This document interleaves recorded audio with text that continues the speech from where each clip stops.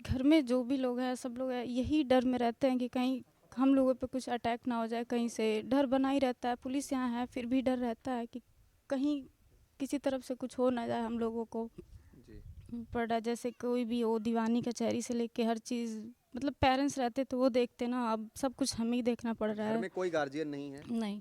अच्छा, ये परिवार अभी भी सदमे में है और परिवार न्याय की गुहार लगा रहा है, लेकिन इन बच्चों को न्याय नहीं मिल पा रहा है। अभी भी बच्चे सदमे में हैं, परिवार सदमे में है। लेकिन क्या 2.5 महीने बाद भी, 2.5 महीने की इतनी इतनी बड़ी घटना को आज 2.5 महीने हो गए और आप देख सकते हैं कि चारों तरफ परिवार उसी तरह सदमे में हुआ है, ना स्कूल। नमस्कार, न्यूज़ इंडिया 85 पे मैं हूं निगम जी और मैं हूं इस समय प्रेम यादव जी के घर पे। ये प्रेम यादव जी का घर है और देवरिया फतेहपुर का कांड अभी 2.5 महीने हुए, 2 अक्टूबर की घटना है ये। और यहाँ पे कई लोगों की जानें गई थी और मैं उस घटना का अपडेट के लिए आया हूँ। मेरे साथ महेश यादव जुड़े हुए हैं, जो ये परिवार के साथ हमेशा खड़े रहे, उस दुख की घड़ी में खड़े रहे और अभी भी खड़े हुए हैं। क्या नया अपडेट है, अभी मैं महेश जी से बात करूँगा। सर ये बताइए, अभी क्या नया अपडेट है कुछ चीज़ों को लेके? देखिए, सबको पता है, पूरा देश जानता है, पूरा प्रदेश जानता है जी। कि यह जो घटना है इसमें कहीं न कहीं स्वर्गीय प्रेमचंद जी की हत्या में बड़े लोगों का हाथ रहा है। और मैं आपकी मीडिया के माध्यम से कहना चाहता हूँ, जो देवरिया सदर विधायक आदिल मणि त्रिपाठी जी का बहुत बड़ा हाथ रहा है और रोल रहा है। हत्या कराने के बाद पूरी सरकार एक तरफा लग गई और आज भी स्वर्गीय प्रेमचंद जी के परिवार को न्याय नहीं मिला और न्याय की गुहार में दर दर भटकते रहे लोग। और आज भी इस अंधेरी रात में कोई उजाला का मतलब आसार नहीं दिखाई दे रहा है। आज भी प्रेमचंद जी के जो मुख्य हत्यारा है द्वेष दुबे खुलेआम घूम रहा, आता है जाता है और अनजान सबको मतलब धमकी देता है जेल भेजने के लिए। और सरकार उसके साथ आजीवन सुरक्षा कर्मी दी है। इनके परिवार के साथ मैं हमेशा लेके आता जाता रहता हूँ। इनके साथ जो सुरक्षा कर्मी थे आने जाने के लिए उनको हटा दिया गया। जब हम लोग कहीं जाते हैं कहीं लेके तो अजीब मतलब लोग बिहेव करते हैं रास्ते में, कभी गाड़ियाँ पीछे नहीं लगती। डर का माहौल बना हुआ है क्योंकि जिस तरह से लोगों को मतलब विश्वास नहीं था कि प्रेमचंद जी की हत्या कर दी जाएगी। और कहीं ना कहीं मान लीजिए परिवार के साथ अनाथ है, कोई गार्जियन नहीं है, कोई घटना घट जाए और डर का माहौल बना हुआ है। बहुत लोगों ने फरसा लेके शपथ लिया है, ब्राह्मण समाज के लोगों ने कि मैं कर दूंगा, वो बदला लूँगा। तो डर का माहौल देखते हुए भी सरकार सुरक्षा हटा ली है और सरकार के जो रवैया कहीं ना कहीं जनता देख रही है और उसका परिणाम उसको मिलेगा।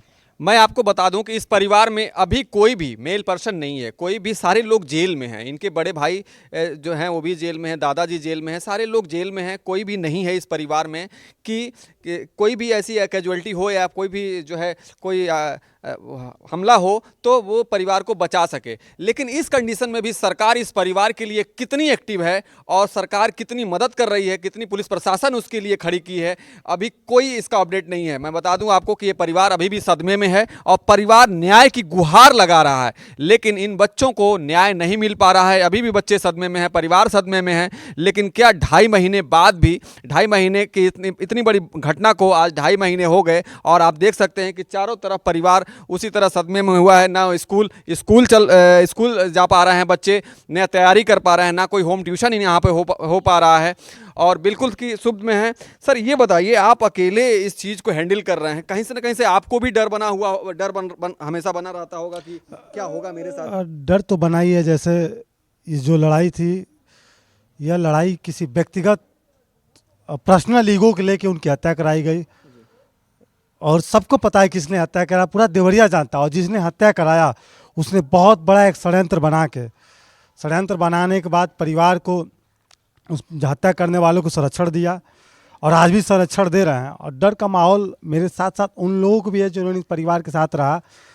और सरकार की नीयत एकदम साफ है कि जो मुख्य हत्यारा है, जिसने इस पूरी घटना के पीछे जिसका हाथ है, उसको बचाने के चक्कर में मुख्य आरोपी आज स्वतंत्र रूप से घूम रहा है। FIR दिए हुए इतना दिन हो गया, हम लोगों ने तहरीर दिया और SP साहब ने कहा कि एक घटना का एक ही क्राइम नंबर होता है। मुझे ही पता है कि एक क्राइम का एक ही घटना नंबर होता है, लेकिन उन्होंने कहा विवेचना करते समय मैं मुख्य आरोपी को जांच करके दर्ज कर लूँगा। आज 2.5 महीने के दिन हो गए, कौन विवेचना कर रहा है, कौन विवेचक है, उन्होंने क्या विवेचना किया, क्या उन्होंने कातिल के बारे में पता किया, अब तक हम लोगों को कोई अपडेट नहीं मिला। और उन्होंने कहा था कि विवेचना करते समय मुख्य आरोपियों का नाम दर्ज कर लूँगा, लेकिन हमको नहीं लगता है कि वो मुख्य आरोपी को दर्ज करेंगे या फिर न्याय करेंगे प्रेमचंद के साथ, नहीं करेंगे। वो एक तरफा कार्रवाई कर रहे हैं।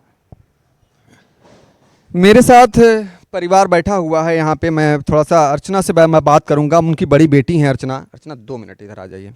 अर्चना से बात करूँगा। अर्चना चूँकि परिवार में सबसे बड़ी हैं, उन्होंने सारी चीज़ों को फेस किया, देखा, बाइट भी दिया, हर न्यूज़ चैनलों पर इन्होंने देखा और आज भी न्याय के लिए लड़ रही हैं, बोलती हैं। अर्चना, घर में कोई नहीं है, परिवार में सारे लोग जेल चले गए, ठीक है, आप लोग अपना परिवार लेके यहाँ रह रहे हैं, किस तरह का माहौल अभी परिवार में है, कितना डर बना हुआ है, प्रशासन कितनी मदद कर रही है, बताइए जरा हमें। घर में जो भी लोग हैं सब लोग यही डर में रहते हैं कि कहीं हम लोगों पे कुछ अटैक ना हो जाए, कहीं से डर बना ही रहता है। पुलिस यहाँ है फिर भी डर रहता है कि कहीं किसी तरफ से कुछ हो ना जाए हम लोगों को जी। और कहीं आने जाने में तो सबसे ज़्यादा ही डर है, क्योंकि हमारी गाड़ी कहीं भी जाती है तो 4 लोग इधर उधर से देखने लगते हैं। तो प्रशासन को आपने लेटर दिया मदद के लिए कि हमें हाँ। सिक्योरिटी चाहिए? जी, जी, तो उस पे क्या कार्रवाई हुई, हमको बताइए। अभी तक तो कुछ नहीं हुई अभी है। तक कोई कार्रवाई नहीं। आप चाहती हैं सिक्योरिटी मिले हमारे परिवार को? हाँ। पुलिस यहाँ बाहर खड़ी रह रही है, 2-4 पुलिस वाले कांस्टेबल हैं, ठीक है, हम्म। लेकिन क्या बाहर जाते समय आपके साथ पुलिस जाती है? नहीं, पहले जाती थी, अब नहीं जाती अब है। नहीं जाती है। हम्म। तो अभी आपको क्या क्या दिक्कतें फेस करना पड़ रहा है एजुकेशन को लेके? अभी तो क्लासेस, बच्चे नहीं जा रहे हैं स्कूल, वो भी आपके पढ़ाई छूट रहा है, ये सब चीज़ों को लेके, तो उस पर क्या कह रही हैं आप, बताइए कहाँ तक फेस कर रही हैं आप? बच्चे भी नहीं पढ़ने जा रहे हैं स्कूल यहाँ देवरिया रहते थे हम लोग, अब यहाँ गांव रह रहे हैं और हर चीज़ फेस करना पड़ रहा है। जैसे कोई भी हो, दीवानी कचहरी से लेके हर चीज़, मतलब पेरेंट्स रहते तो वो देखते ना, अब सब कुछ हमें ही देखना पड़ रहा घर है। में कोई गार्जियन नहीं है? नहीं। अच्छा, तो मम्मी को साथ लेके जाती हैं या फिर महेश जी आपके साथ जाते हैं? जी। ठीक है, तो आप बताइए कि लास्ट मैं आपसे यही पूछूंगा कि आप अब क्या चाहती हैं, सरकार से क्या चाहती हैं, कितनी उम्मीदें हैं आपको, और जनता से क्या कहना चाहती हैं, बताइए कि जो ये घटना बस घटी। हमें न्याय दिलाएं। जी, हम्म। न्याय चाहती हैं आप? हम्म। किस तरह का न्याय चाहती हैं, बताइए। यही कि हमारे साथ बहुत बुरा हुआ है, हमारा सब कुछ छीन लिया गया है हमसे, हमारे पापा ही नहीं है तो अब बचा ही क्या है। जो लोग हैं हमारे गार्जियन, मेरे चाचा बाबा, उन लोगों को तो छोड़ा जाए, वही तो है हम लोगों के अब सब कुछ। आपके चाचा इस घटना में नहीं थे, बाहर से ही पुलिस उनको उठा के ले गई, हाँ। जहाँ तक मैं जानता हूँ, ये बात सत्य है? जी। तो उस पे आप लोगों ने बेल डाला, उनको बेल मिलने की कोई आसार है? अभी तक कुछ नहीं पता ये। अभी तक कोई पता नहीं है। आप अखिलेश यादव जी से मिलने गई थी, अखिलेश यादव जी ने क्या कहा? वो यही बोले हैं कि ये कानूनी कार्य है, इसमें थोड़ा भी टाइम लगेगा। जी। तो अर्चना मेरे साथ जुड़ी हुई थी, अर्चना से मैं बात कर रहा था। अर्चना कितनी वो देख रही हैं कि परेशान हैं और हर चीज़ों को लेके। मैं थोड़ा सा बात करूंगा माता जी से। मैं माता जी हैं यहाँ पे, अर्चना की माँ हैं, और मैं इनसे बात करूंगा। कैसी हैं, तबीयत कैसा है आपका? तबीयत हमेशा खराब है चलता। इतनी बड़ी घटना घट गई, क्या लग रहा है कि न्याय मिलेगा आपको? न्याय मिलेगा कि नहीं मिलेगा? नया न्याय चाहिएगा। न्याय चाहिए आपको? हाँ, क्या चाह रही हैं अभी, बताइए। कोई घर में गार्जियन नहीं है, पुलिस प्रशासन भी सिक्योरिटी से नहीं कुछ दे रही नहीं है। आप लोगों को बड़ी तकलीफें झेलनी पड़ रही है। इस कंडीशन में कैसे जीवन यापन हो रहा है?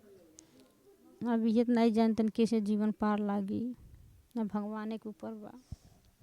बहुत ज़्यादा बात नहीं करना चाह रहे हैं ये परिवार के लोग। मैं दिखा दूं कि ये घर का माहौल देख लीजिए कि अगल बगल के कुछ लोग हैं जो आते हैं, मिलते हैं यहाँ पे। और हाँ, तो अखिलेश जी से आप मिलने गए थे महेश जी, ठीक है, तो क्या आश्वासन मिला है? देखिए, पूरी सरकार का एक तरफा लगी थी और राष्ट्रीय अध्यक्ष जी ने इस परिवार के साथ बहुत बड़ी संवेदना व्यक्त किया है और बच्चों को पढ़ाई के लिए उन्होंने फोर्स किया और कहा कि पढ़ाई लिखो एक कानूनी लड़ाई है और ये पूरे पार्टी मिलकर कानूनी लड़ाई लड़ेगी और हमेशा तन मन धन से समाजवादी पार्टी, उन्होंने कहा कि आश्वासन दिया कि आपके साथ है। और मैं परिवार की तरफ से धन्यवाद देना चाहता हूं कि जब परिवार अनाथ महसूस कर रहा था, कोई नहीं था, तो गार्जियन के तौर पे माननीय अखिलेश यादव जी ने आया और इस परिवार को बहुत बड़ी ताकत, बहुत बड़ी साहस दिया, जिसके दम पे आज परिवार न्याय के लिए गुहार कर रहा है और उम्मीद कर रहा है। एक राजनीतिक पार्टी का जो मुखिया होता है उसका कर्तव्य बनता है कि अगर देश में, प्रदेश में या फिर किसी भी क्षेत्र में किसी के ऊपर कोई कैजुअलिटी होती है तो पूरे समान तरीके से उस परिवार को देखे, उस जाति और धर्म को छोड़ के सारे लोगों के प्रति वो संवेदना व्यक्त करे। लेकिन इसमें जब ये कांड हुआ तो कुछ लोग जो है कुछ लोग सिर्फ जो है एक पक्ष के बारे में बात कर रहे थे और उसी परिवार को मदद कर रहे थे। लेकिन उस कंडीशन में माननीय अखिलेश यादव जी इस परिवार के लिए आए और जब मिल के गए तो दोनों परिवारों से उन्होंने मिला और मिलने के बाद जो उचित कार्रवाई, उन्होंने कहा कि जो भी गलत किया है उसे सजा मिलनी चाहिए और उसी पर अडिग रहे और इस